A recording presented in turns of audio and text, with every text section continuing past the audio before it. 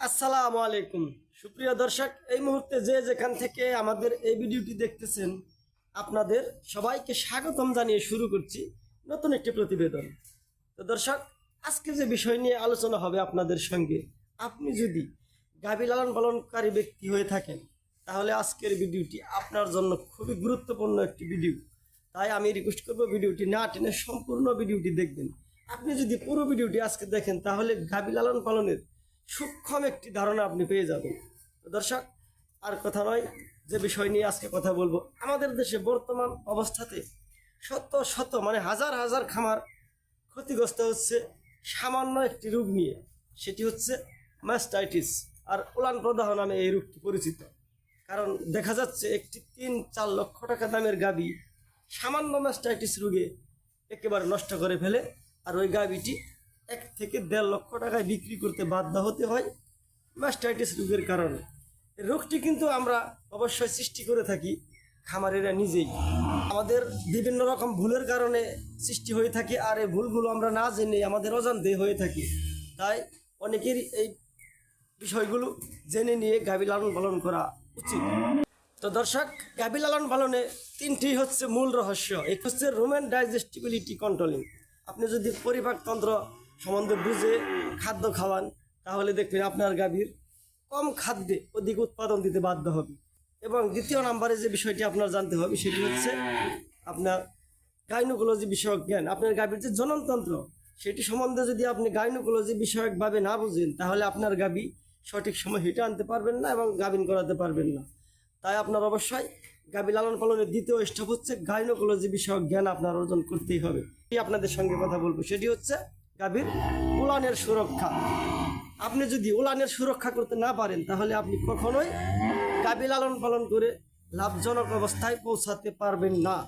Mastitis রোগ মূলত আমরা নিজেরাই হাতে সৃষ্টি করে থাকি। আর কি ভুলগুলো আমাদের হয়, যেমন আমরা যারা গাভীর দুধ দহন করে থাকি, দেখা যাচ্ছে যে আমরা প্রতিদিন সামনের 2টি বান আগে দহন করি এবং পিছনের 2টি বান পরে দহন করি, এরকম অভ্যাসই কিন্তু আমাদের বেশি।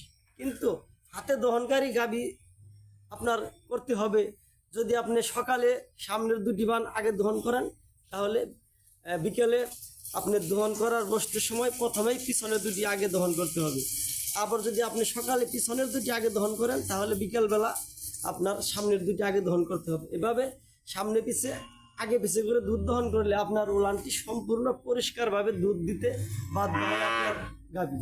তাই উলানটি সুস্থ এবং সবল থাকতে সহযোগিতা পায়। এতে করে ম্যাস্টাইটিসের রোগের জীবাণু সৃষ্টি হতে পারে না উলানের ভিতরে। এবং আমাদের গাভীর যে গোয়ালঘর শেড, সেটি আমরা সম্পূর্ণ জীবাণুমুক্ত রাখতেই পারি না, কারণ বিভিন্ন রকমের গরুর মলমূত্র থেকে বিভিন্ন রকমের জীবাণু তৈরি হয়ে যায়। তাই অবশ্যই গাভী দুধ দহনের পরেই গাভীকে খাবার দেওয়া উচিত, যেন 1-1.5 ঘন্টা গাভী দাঁড়িয়ে থাকে। এতে করে আপনার বাটটি বন্ধ হয়ে যাবে আর বাটের ভিতরে ম্যাস্টাইটিসের জীবাণু প্রবেশ করতে পারে না। এবং আপনারা যখন আমরা যখন হাতে দুধ দহন করে থাকি তখন কিন্তু গাভীর একটা স্নায়ুতন্ত্র সিস্টেমটি চালু হয়ে যায়। আর এই স্নায়ুতন্ত্র না বুঝে যদি আমরা গাভীর দুধ দহন করি তাহলে কিন্তু গাভীর উলানের সুরক্ষা আমরা রাখতে পারবো না। কারণ গাভীর যে স্নায়ুতন্ত্র বা সিনসিনানি যে সিস্টেমটা, এখান থেকে কিন্তু গাভী দুধ ক্ষরণ করে দিতে বাধ্য হয়। আর সেই অনুসারে যদি আপনি হাত চালাতে পারেন তাহলে আপনার গাভীর সম্পূর্ণ দুধ কিন্তু ক্ষরণ করে দিতে বাধ্য হয়। আর আপনি যদি সম্পূর্ণ দুধ দহন করে উলানটা একেবারে পরিষ্কার করতে পারেন তাহলে পরবর্তী দুধ আসার জন্য আপনার গাভীর উলানটি খুবই সক্ষমতা থাকে। আর যদি আপনি কিছু দুধ যদি উলানে থেকেই যায় আপনার দুধ দহনের কারণে, যদি আপনি স্নায়বিক গোলযোগ সৃষ্টি করে যদি আপনি দুধ দহন করেন তাহলে কিন্তু গাভী কিছু দুধ ব্যাক করে নিতে বাধ্য হয়ে যায় উলান থেকে। আর ওই দুধগুলো কিন্তু উলানে জমে থেকে ম্যাস্টাইটিস রোগ সৃষ্টি করে দিতে পারে গাভী। তাই অবশ্যই আপনার গাভী দুধ দহন করার সময় সম্পূর্ণ উলানে একেবারে পরিষ্কার পরিচ্ছন্নভাবে দুধ দহন করা বাধ্যতামূলক। তাই সেখানে আপনার শিখতে হবে স্নায়ুতন্ত্র সিস্টেম, যে গাভী কোন সিস্টেমে দুধ ক্ষরণ করে দিতেছে বা দিতে বাধ্য হচ্ছে, সেই সিস্টেমটি বুঝে আপনার গাভীর দুধ দহন করা উচিত। এ সমস্ত বিষয় যদি সঠিকভাবে আপনি কাজ করতে পারেন, আমি চ্যালেঞ্জ দিয়ে বললাম আপনার গাভীর কখনোই ম্যাস্টাইটিস হবে না। এবং যদিও আপনি এর পরেও যদি কোনো কারণে ম্যাস্টাইটিস রোগ আপনার গাভীর উলানে হয়েই যায় বা দেখা দিয়েই ফেলে, সেক্ষেত্রে আপনি অতি দ্রুত একটি কাজ করতে পারবেন। এতে করে আপনার গাভীটি ম্যাস্টাইটিসের রোগের জীবাণুটি উলানে প্রবেশ করলে সহজে আপনি শনাক্ত করতে পারবেন। সেক্ষেত্রে আপনার গাভীর প্রতিদিন দুধ দহন করার পরে আলাদা আলাদা করে ওই গাভীর দুধ ভালোভাবে ছাঁকনিতে ছেঁকে নিতে হবে, একেবারে সাদা পরিষ্কার ছাঁকনির মাধ্যমে। এই যে আপনি ছাঁকনিটা দেখতে পাচ্ছেন, ঠিক এরকম একটি ছাঁকনির মাধ্যমে আপনার সম্পূর্ণভাবে দুধ ছেঁকে নিতে হবে। আপনার গাভীর উলানে যদি ম্যাস্টাইটিসের রোগের জীবাণু প্রবেশ করে ফেলে তাহলে কিন্তু আপনি এই ছাঁকনির মধ্যে আপনি আগেই দেখে ফেলবেন যে দুধের কিছু কিছু জমাট ধরে গেছে। আর আপনি যদি কোনো রকম ম্যাস্টাইটিসের জীবাণু দেখতে পান বা দুধের কোনো জমাট দেখতে পান, সাথে সাথে আপনি যদি মাস্টিকেয়ার প্লাস স্কোয়ার কোম্পানির যে পাউডারটি, এটি যদি একটি গাভীকে অর্ধেক প্যাকেট মানে 50 গ্রাম পাউডার খাওয়ানো হয়, আপনি দেখবেন যে পরের দিনে আপনার গাভী উলানটি সম্পূর্ণ সুস্থ হয়ে গেছে। তাই আপনি অবশ্যই এই ছাঁকনি দিয়ে প্রতিদিন প্রত্যেকটি গাভীর আলাদা আলাদা দুধ ছেঁকে নেবেন। এতে করে আপনার ম্যাস্টাইটিস রোগের জীবাণু উলানে প্রবেশ করার সাথে সাথে আপনি কিন্তু টের পেয়ে যাবেন। আর যদি আমরা যারা সাধারণভাবে দেখে থাকি ম্যাস্টাইটিস, মোটামুটি ম্যাস্টাইটিসের জীবাণু উলানে প্রবেশ করার 3-4 দিন পরে আমরা বুঝতে পারি যে আমার গাভীর ম্যাস্টাইটিস রোগ হয়েছে। এ সময় কিন্তু জীবাণুটি অনেক বড় হয়ে যায়, অনেক উলানে অনেক ফুলে যায়, লাল হয়ে যায়, ব্যথা হয়ে যায়, দুধ জমে যায়। তখন কিন্তু চিকিৎসা করে আর এই উলানটি 100% সুস্থ করাই যায় না, এবং কি হতে পারে আপনার গাভীর বাটও কানা হয়ে যায় বা অন্ধ হয়ে যায়।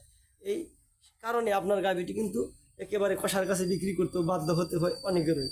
তাই অবশ্যই প্রতিদিন প্রত্যেকটি গাভীর দুধ আলাদা করে ছাঁকনিতে পরিষ্কার ছাঁকনিতে ছেঁকে প্রতিদিন যদি আপনি অ্যালার্ট হয়ে থাকেন, জাস্টিফাই বা যাচাই করেন যে আপনার গাভীর দুধে ম্যাস্টাইটিসের জীবাণু কোনো রকম প্রবেশ করছে কি না, তাহলে কিন্তু আপনি দেখতে পারবেন যে ছোট ছোট দুধের 2-3টি কুশ জমা হওয়া অবস্থায় দেখলে আপনি যদি এই দ্রুত ব্যবস্থা নিয়ে ফেলেন, তাহলে আপনার গাভীর ম্যাস্টাইটিসের রোগ কখন হইলো আর কখন সেরে গেল আপনি বুঝতেই পারবেন না, আপনার গাভীও বুঝতে পারবে না। এতে করে আপনার গাভী সম্পূর্ণ সুস্থ থাকবে এবং সম্পূর্ণ উৎপাদন দিতেও বাধ্য থাকবে। আপনি কোনো প্রকার অতিরিক্ত চিকিৎসা ব্যয় এবং কি উৎপাদনের ঘাটতির সম্মুখীন হবেনই না। এবং আমরা অনেকেই গাভীর উলানের দুধ যখন কিনা গাভীটি 5 মাস 6 মাস গাভীন হয়ে যায়, তখন কিন্তু গাভীর দুধ বন্ধ করার জন্য চেষ্টা করতে হয়, বা অনেকে 7 মাসে আমরা বন্ধ করে থাকি। আসলে এ সময়ও কিন্তু আমরা অনেকেই ভুলভাবে দুধ বন্ধ করার কারণে অনেক গাভীর বাট কিন্তু আমরা নষ্ট করে ফেলি। কারণ শত শত দেখা যায় যে 4 বানে দুধ ঠিকই আসতো, পরবর্তীতে বাচ্চা দিচ্ছে, এখন 1 বানে 2 বানে দুধ নেই, একটি বাট নষ্ট হয়ে গেছে। এই ভুলটি কিন্তু হয়ে যায় গাভীর দুধ বন্ধ করার সময়। আমরা সঠিকভাবে অনেকেই করতে পারি না, বিধায় এইভাবে এই ক্ষতিগুলো হয়।